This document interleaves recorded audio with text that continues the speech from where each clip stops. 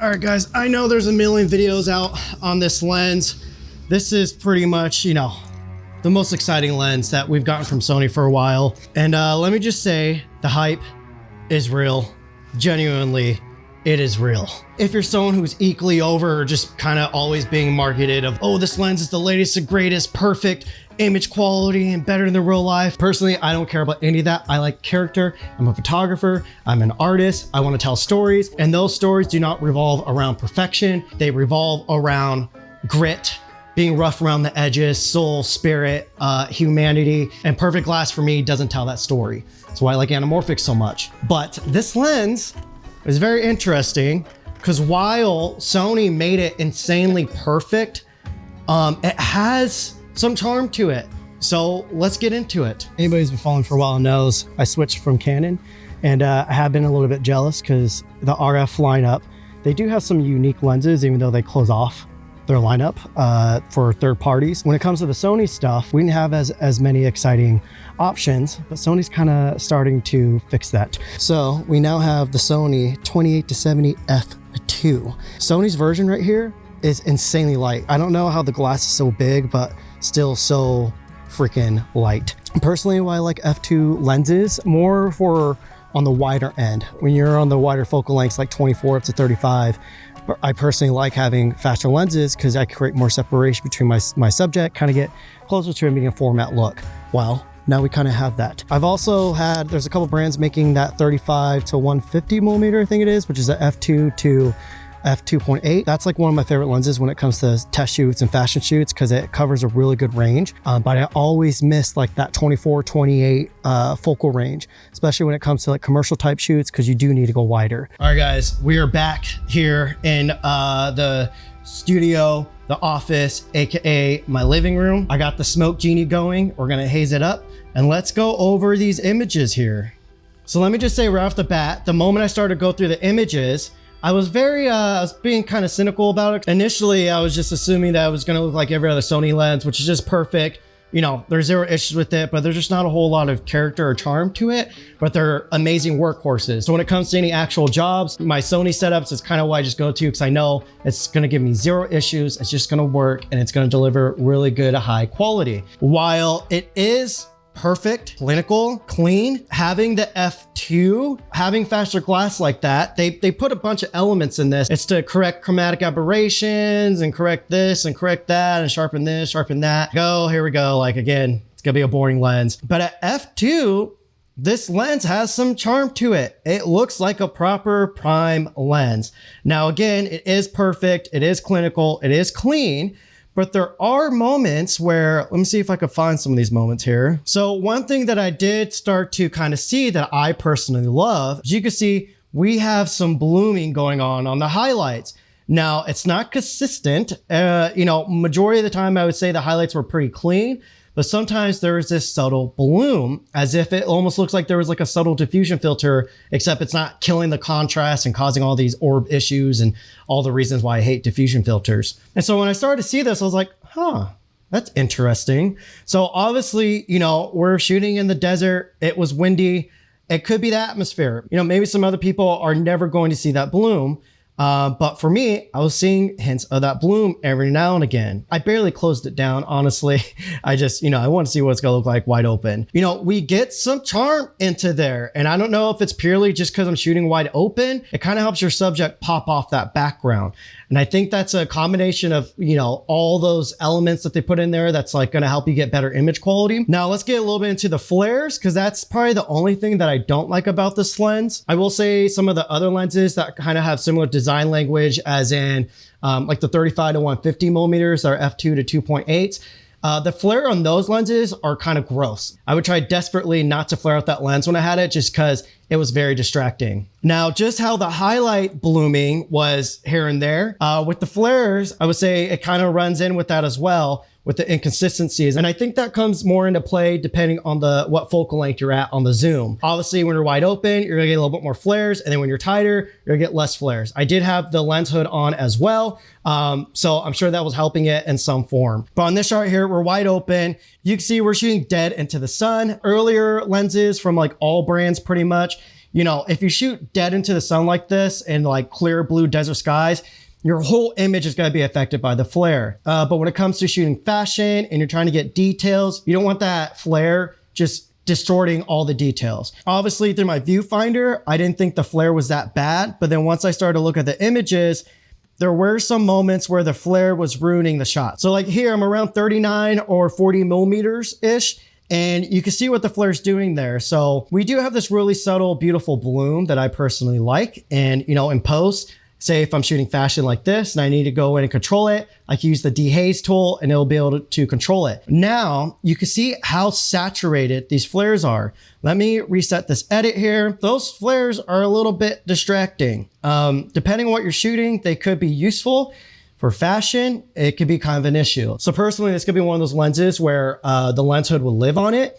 And I'm gonna use my hand to try to block out that sun, specifically when I'm shooting product or fashion and the type of environments I'm usually shooting them in, which is like this. But I would say for the most part, the flares didn't hit too hard unless I was being irresponsible with them. Pretty much whatever lens you have, it's gonna flare no matter how much flare control it has if you're just freaking letting that sun cook directly into those elements and hit your sensor. So overall, I would say that these flares are controlled because they could be more obnoxious, but the flare that is getting through is a bit distracting, I would say. I'm sure someone's going to do like a proper comparison between the original 2.8 version 2 versus lens, but I wanted to see just from this lens alone what it would look like between f2.8 and f2. So you can see the top shot here is at f2.8. This bottom shot is at f2. Zoomed in, personally, from my perspective, I can see a difference here. I can see we're getting a lot more separation. The background definitely goes a little bit more creamy, a little bit more artsy. So again, looking just from zoomed out,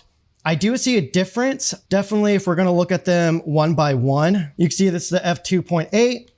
And this is the f2. The f2 again it gives you that prime feeling. It gives you, you know, that more intentional vibe that, you know, you're shooting with a prime, I guess you'll say. There's one shot that I really want to show you guys, but before that, this is what's so special about this lens. This is at 28 millimeters. This is at f2. There's proper 28 millimeter primes or f2s, and they still don't really make your subject feel like they're popping off the backdrop. And that's like a combination of multiple things of like how sharp whatever is in focus is actually sharp, how fast the bokeh starts falling off, like yada, yada, yada, yada, yada. There's a lot that goes into it.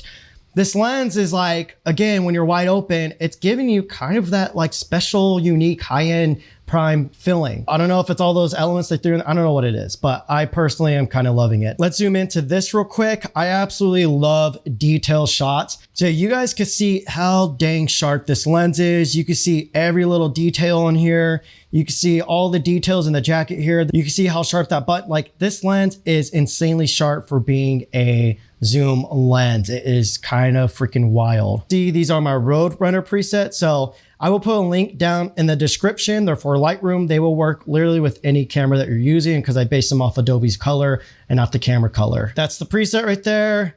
Let me just tune down those highlights a little bit. This is what's kind of special about this lens is for portrait work. This is just amazing. All the details in his skin, but the fact that we're shooting wide open, it's gonna start throwing it out of focus real quick. So for portraits, when you shoot wide open, it really just kind of helps soften skin a little bit because you're only just gonna get a small focal plane of, you know, skin texture and the rest is gonna go out. And again, F2, you can see how thin that focal plane is there. It's literally like a centimeter. All right, guys, let's compare it to the original 24-70 version 2 from Sony. I have it right here in my bag. So you can see this is still a pretty compact, small lens here. And they basically, you know, blew this lens up and put it into an f2. So you guys can see here, it's literally like a twin lens to it, just larger. For when it comes to weight, you guys know me, I'm not gonna bring up a bunch of stupid specs here. It definitely feels a little bit heavier, but from the eye, it looks like it'd be way heavier than it actually is. Some of the important stuff that's on here, when you're doing photo shoots, I personally like to put it on tight. Yes, there's an adjustment for the focus gear here. So this is it on tight, takes some good friction. So when you have in your camera body, you know, you're gonna be able to fill it and it's not gonna slip. But if you're doing video, if I'm doing video, I tend to put it on light. And that, you can see, way more easier to move. Pretty much all of Sony's design language when it comes to their modern lenses is you know, they're thinking about the hybrid shooter, stills and video. So we also have a click on or off mode over here. So basically this declicks the aperture. So if you're someone doing video, you can declick it. If you're someone doing photo, you could put the click back onto there. We also have these custom buttons. I personally never use the custom buttons on any of these lenses really. And then the last really important thing here is our filter diameter here, I believe is 86 millimeters. That's gonna be one possible downside for a lot of people. We tend to have a lot of 82 millimeter size filters. I know Polar Pro, I think they have a 95. So you could do a 86 to a 95 step up ring. And I think Freewell has a VND that might be 86 or 95. I don't know. There's definitely options out there for this lens size. You might have to invest in the new filters. But personally, again, I think it's gonna be kind of a one and done lens. If this lens was out before this, I would have invested the extra money just to get this, just to have the f2. But yeah, you guys can see, again, it's pretty cool that they basically just took the 24-70 f2.8 and blew it up. Yeah, again, in hand, this is shockingly light. Like this really looks like it's gonna be way more beefy than it actually is. So again, when I use the Canon's version, that thing, when you put it on the camera, your wrist feels like it's getting tweaked and you feel you feel that weight, especially over a day of holding the camera in your hand. With this, I don't think I'm gonna experience that at all just because it's really well distributed. Like the front of it, like watch, it's really cold out here, so I don't have a lot of dexterity, but I'm holding it from the little piece back here and it's just fine. I feel like they did a good job at kind of putting a lot of the weight towards this half back here. It doesn't feel like it's really front heavy. So at 70 millimeters, I definitely feel the weight a little bit more. And then I put it to 28. You can see I can kind of keep it up a little bit higher without trying too hard. So yeah, that's pretty much it. What's so unique about this lens is this is literally just like the official big brother to the traditional 24-70 f2.8.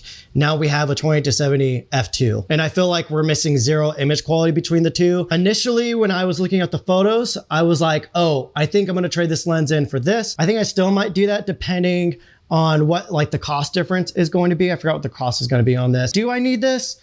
No. Do I want it? Yes. So this is kind of a workhorse lens. I've had this for since it came out, I think. I have zero complaints. Again, this is just like a great do-it-all, all-around lens. But now I think with this, you're able to get a little bit more character out of it just by shooting wide open. And you know, if you're someone that has primes, like f2 type primes from Sony or from third parties, I think this is worth switching it out. And again, it's a zoom. We'll see what I end up doing. I'm kind of like drowning and cameras and mounts and yeah, it's exhausting, honestly, which is kind of why I keep going back to the Leica stuff, just because it's simple and there's still a lot of juice and like character around the quality of it. So I don't know. What I would like to see from you, Sony, is more character now. We get it. You can make the best of the best lenses. You can make it look sharper than real life.